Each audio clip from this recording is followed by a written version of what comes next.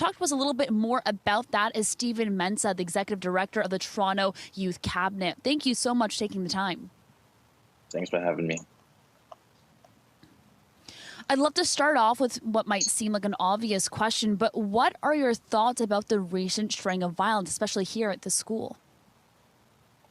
Yeah, it's definitely disheartening, but honestly not shocking. This is just going to continue to trickle through from 2022 due to the fact that we continue to not do the things we need to do to improve young people's conditions. I know in this case so far the information is the 13-year-old was robbing students for money, and it kind of goes back to the previous points of young people facing poverty, precarious conditions, so on and so forth. So it is disappointing. We've been less than like a week and a half, and we've already seen 2 incidents involving guns. Mm-hmm. Exactly. One of the most violent school years last year as well. Stephen, can we get a little more into the details of why you think these recent violent incidents have been getting progressively worse? You talk a little bit about poverty.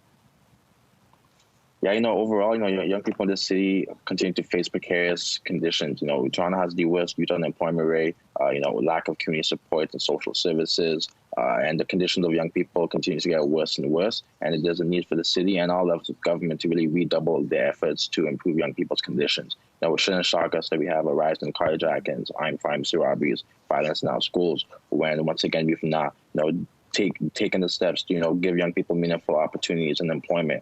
We don't have a lot of youth hubs in the city and spaces where young people can get support, so on and so forth. So this is all, interconnected. I also want to add, so oftentimes young people are not, carjacking or, robbing things for themselves, but to take care of their families who are also facing, poverty and precarious conditions. Of course, family is so important for young people in general. Can we talk a little bit about the COVID-19 pandemic? There's been recent studies out that say there's been rises in domestic violence in households over the course of the pandemic. You talk about the importance of kids supporting their parents. Do you think that might also have something to do with the rising violence incidents?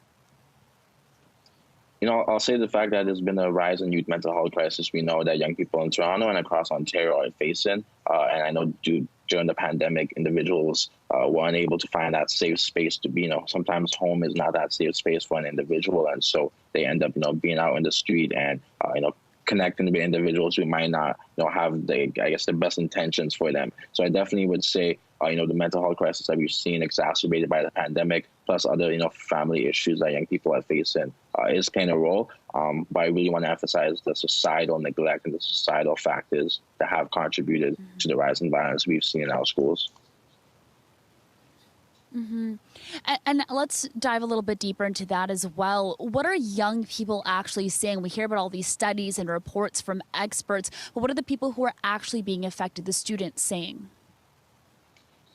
They're saying enough is enough. They're saying they're fed up. They're saying the fact that they're disheartened day in and day out that the city and government continues to, once again, see them as an afterthought and not as a priority. So just this budget season this week, I gave a deputation to council, and I spoke to the fact that we need to prioritize young people in our budget because we're only giving an additional $2 million. Can you imagine $2 million for kids and families this budget? Yeah, we're giving, nearly $50 million towards downstream approaches of, police and first. And I think one thing I've been calling for is the city to match that same funding that we're going to give to the police to, fund prevention efforts that we should give to, young people. So young people overall, they're fed up and they're really hoping to see some type of meaningful investments into improving their conditions.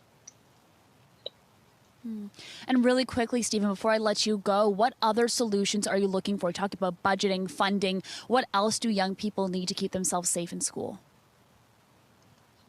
I'd say for school and just beyond, we're pushing for a creation of more youth hubs and expanded hours of youth hubs, to make sure every neighborhood improvement area has access, or young people have access to spaces in those areas. We're also pushing for a creation of a summer youth employment program. Young people need employment. They need meaningful opportunities that are going to help them, take care of themselves and also take care of their families. I think all in all, obviously the rise in mental health, the youth mental health crisis, so we do need more mental health supports and programming at large to keep young people focused and keep them busy, but busy in a productive way.